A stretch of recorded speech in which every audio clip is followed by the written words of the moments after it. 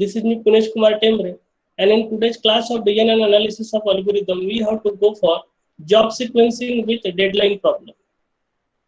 So particularly, what exactly job sequencing with a deadline problem is? So first, we have to understand the problem definition.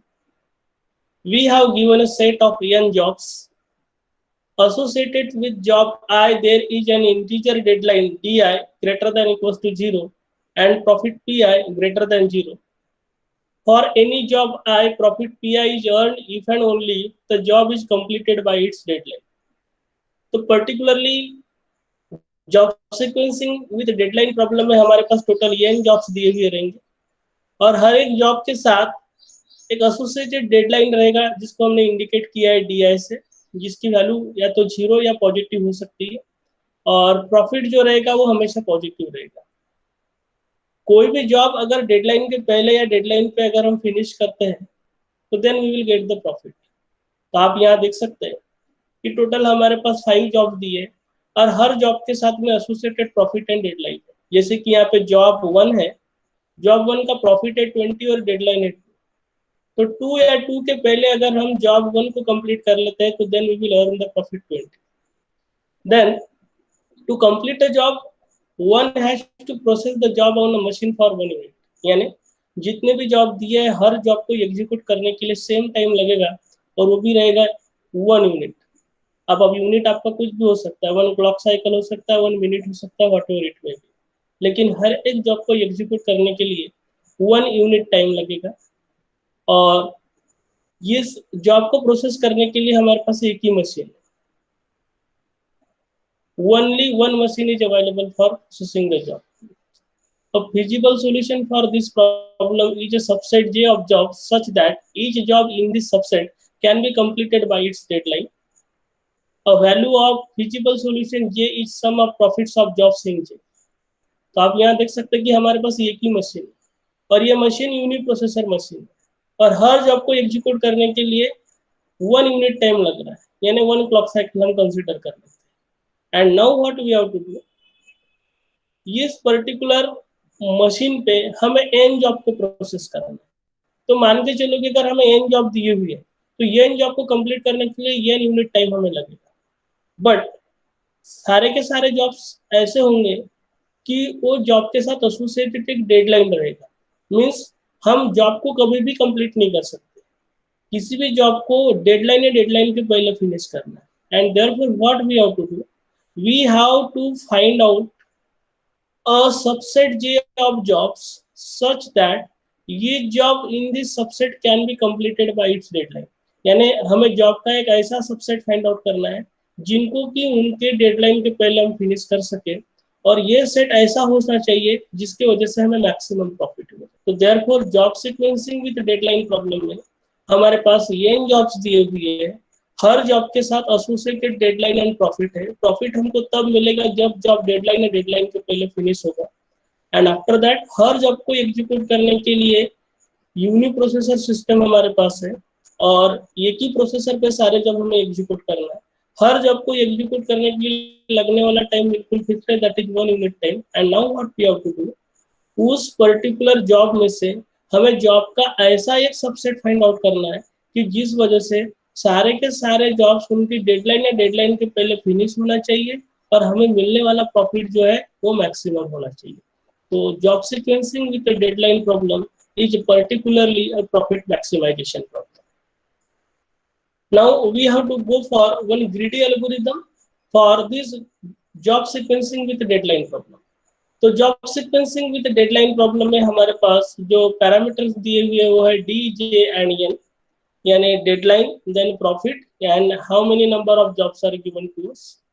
तो here as far as greedy algorithm is concerned, for job sequencing with deadline problem we have step 1.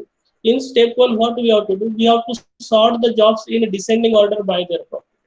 तो generally greedy algorithm से कभी भी हम कोई problem अगर solve करेंगे तो हमारा स्टेप 1 हमेशा यही रहेगा कि डेटा को हमें सॉर्ट करना पड़ेगा, फिर असेंडिंग या डिसेंडिंग हो सकता है और ये डिपेंड करेगा हमारे प्रॉब्लम के नेचर पर।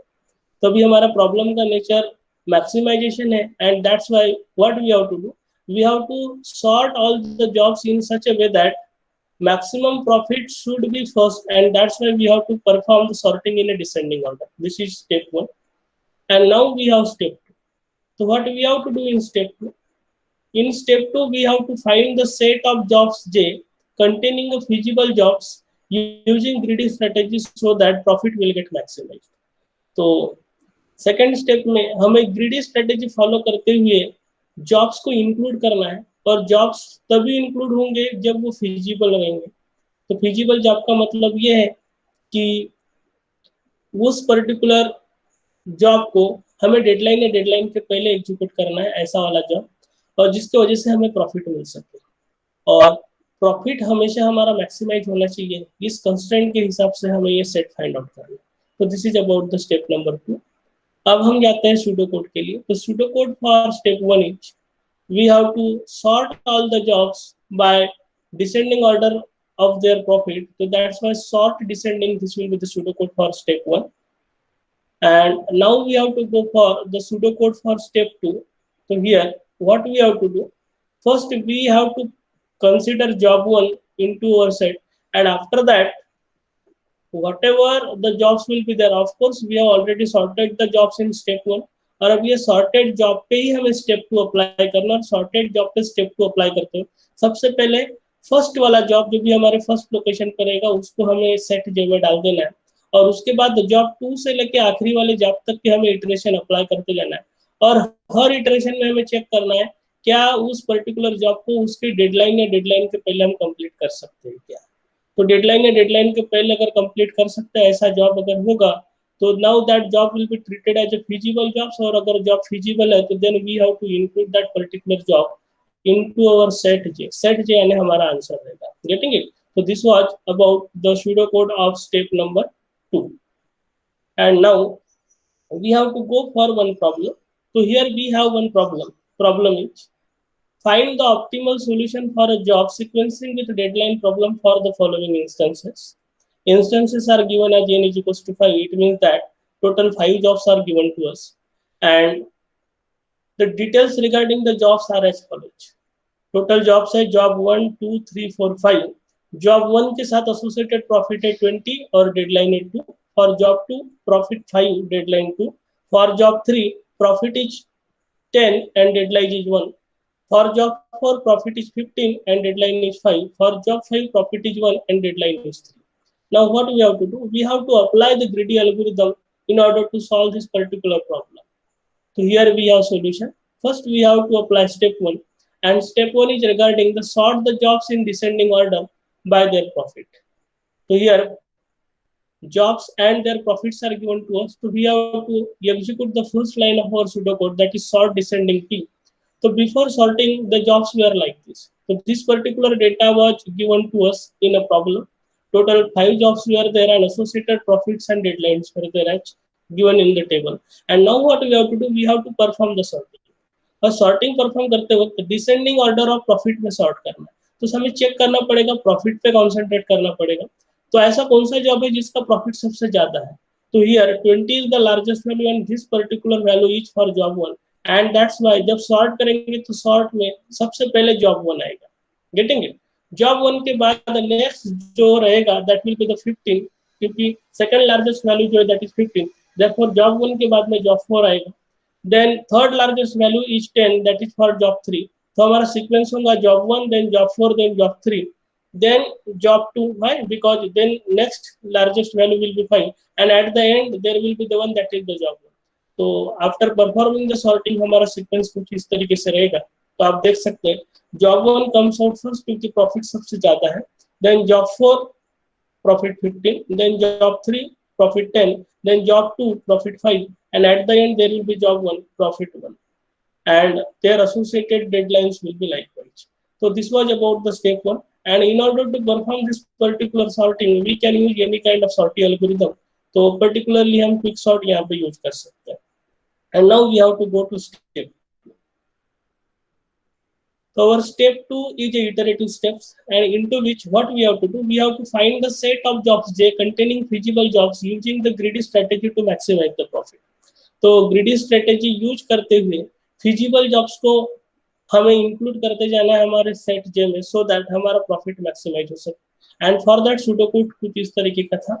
सबसे पहले सॉर्टेड लिस्ट में से फर्स्ट जॉब को हमें इंक्लूड करना था, that's why J will be equals to 1। तो every time what we have to do, from the sorted list index position 1 पे जो भी जॉब रहेगा that job we have to include, and then we have to apply the iterations for job number 2 onwards। Job number 2 में second index पे जो भी job होगा वहां से लेके आखिरी जॉब तक के हमें ये पर्टिकुलर इटरेशन अप्लाई करना है।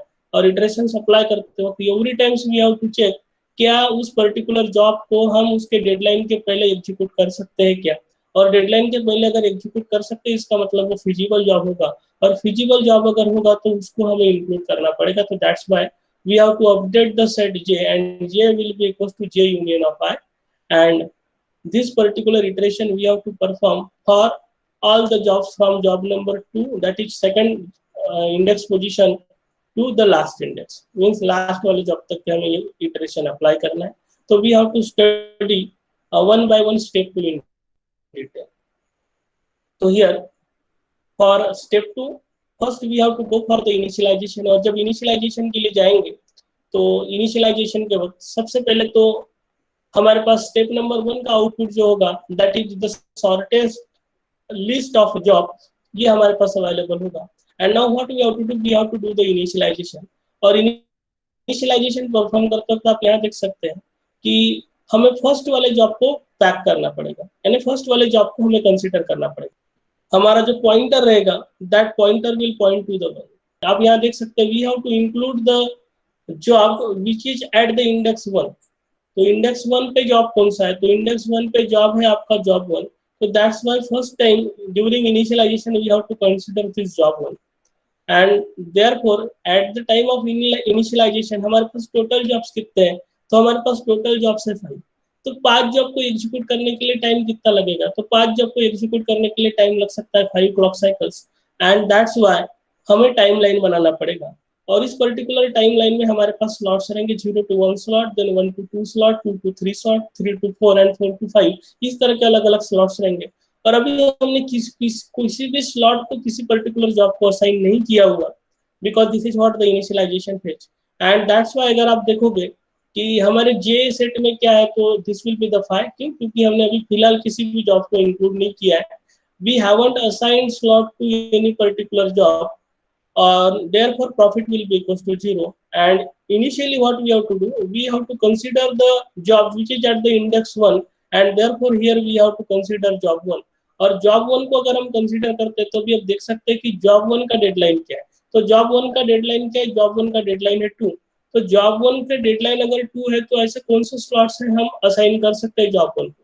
तो job 1 को असाइन करने के लिए हमारे पास दो स्लॉट्स है, एक तो 0 to 1 स्लॉट और दूसरा है 1 to 2 स्लॉट। क्यों, क्योंकि 0 to 1 पे भी अगर इस पर्टिकुलर जॉब को हम एग्जीक्यूट करेंगे, means 0th amount of time पे मशीन को ये वाला जॉब अगर सबमिट करेंगे तो 1 क्लॉक साइकिल तक ये जॉब कंप्लीट होकर बाहर निकल जाएगा। एंड इसका डेडलाइन 2 है लेकिन हम उसको फिनिश कर देंगे 1 पे, तो definitely profit will be earn.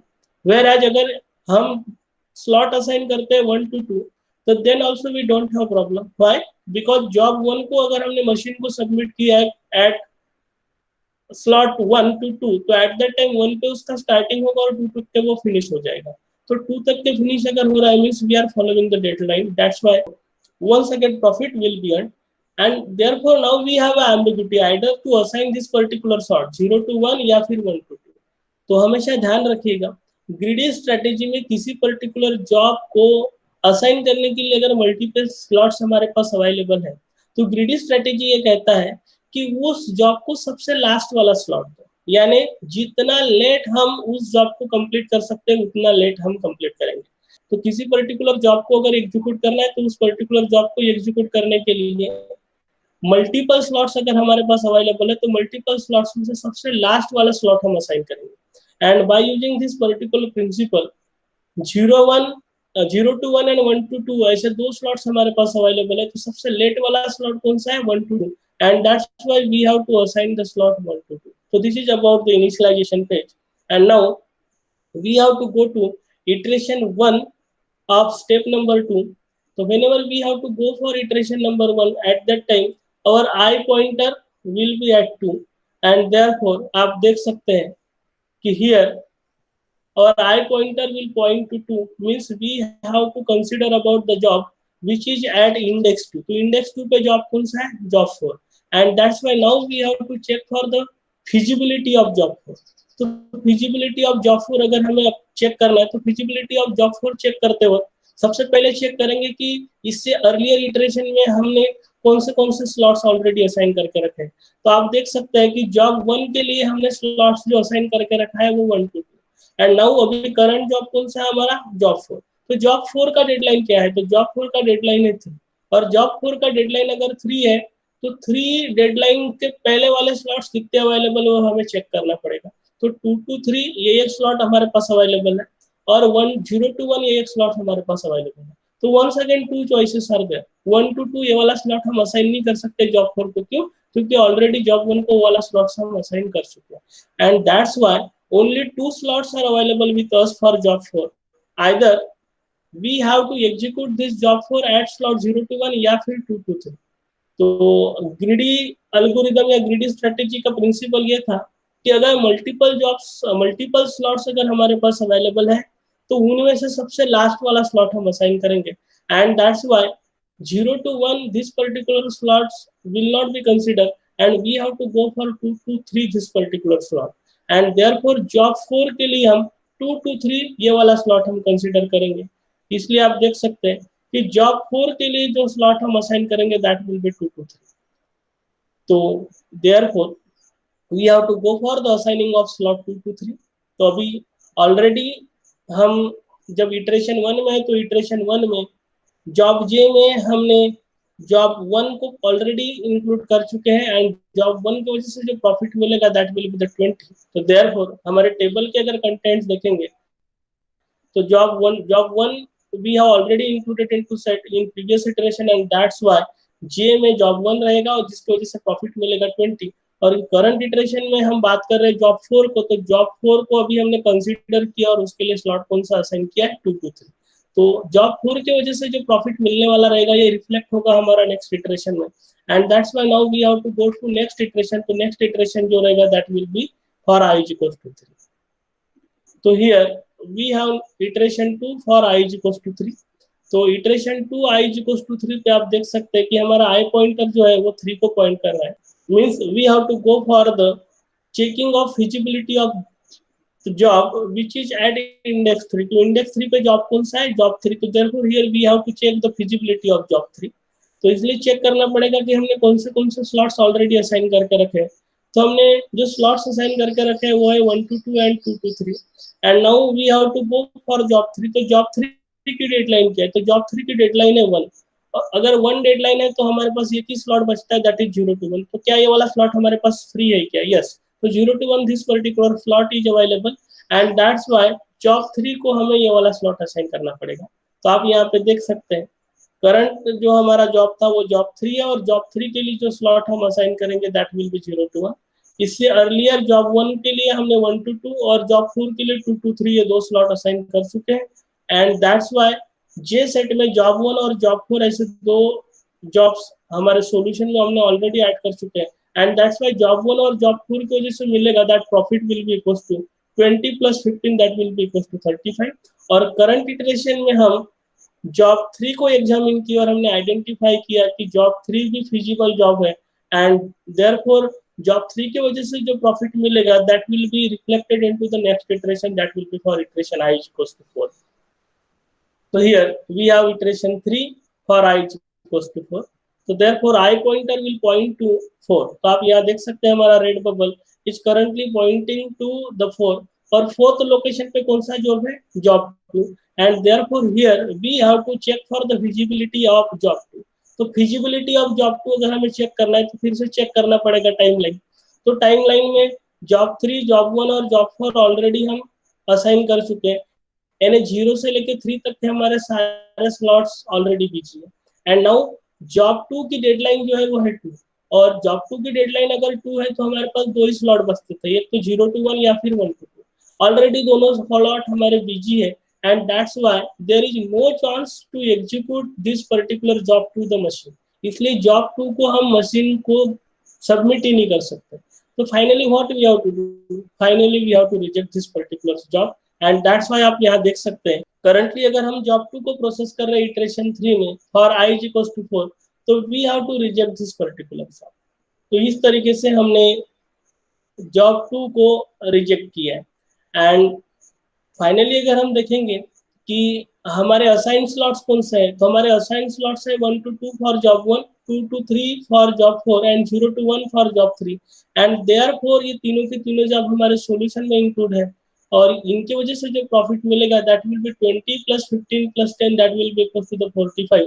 तो at the end of iteration 3 अगर हम देखते हैं, तो at the end of iteration 3, job 1 और जॉब 4 ये सारे जॉब्स को हमने इंक्लूड किया है हमारे शेड्यूल में, जबकि जॉब 2 को हमने रिजेक्ट किया है due to unavailability of time slot.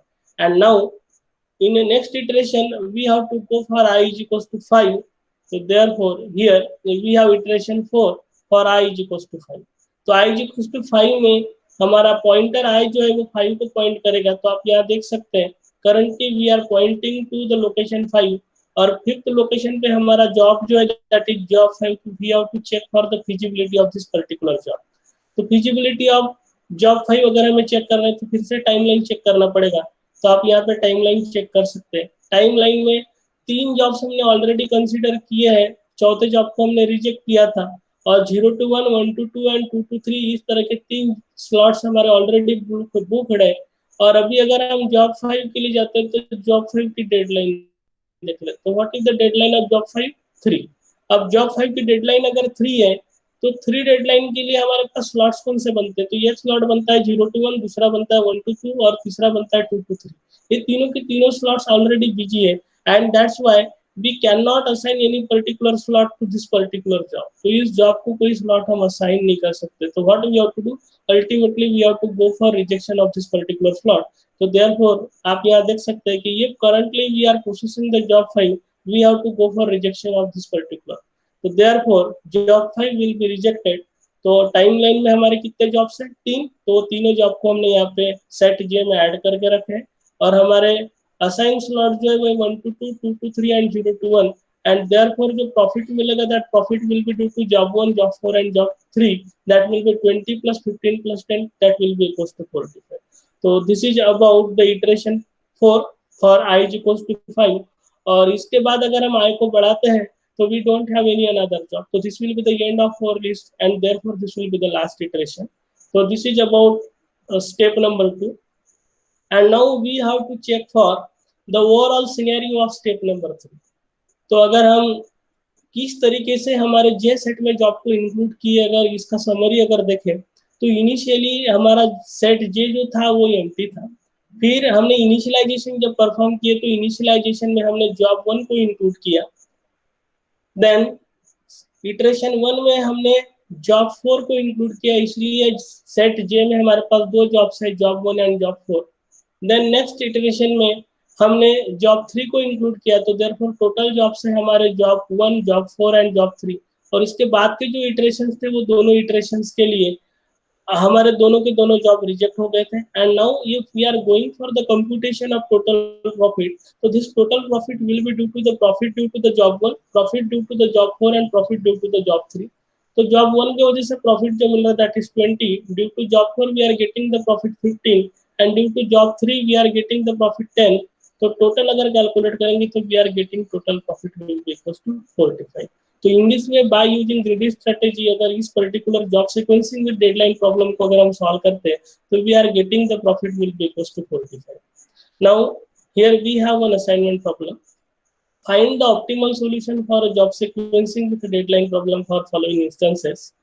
n is equals to 7 and a total आपको 7 jobs दी है, और उनकी डिटेल्स को किस तरीके से टोटल जॉब्स है 1 to 7। आप प्रॉफिट देख सकते हैं 3, 5, 20, 18, 1, 6, 30, और करस्पॉन्डिंग डेडलाइन जो है वो है 1, 3, 4, 3, 2, 1, 2। तो now what we have to do, जितना भी इनपुट मैंने इस वीडियो में आपको प्रोवाइड किया है regarding job sequencing with deadline, कि हम स्टेप 1 कैसे अप्लाई करेंगे एंड स्टेप 2 कैसे अप्लाई करेंगे, तो you have to apply both the steps and you have to solve this particular problem. एक चीज हमको हमेशा याद रखना है, किसी भी पर्टिकुलर जॉब को अगर हमें एग्जीक्यूट करना है और उस जॉब को एग्जीक्यूट करने के लिए मल्टीपल स्लॉट्स अगर हमारे पास अवेलेबल है, तो हम सबसे लास्ट वाला स्लॉट उस जॉब को असाइन करेंगे। तो this is all about job sequencing and deadline problem. Thank you.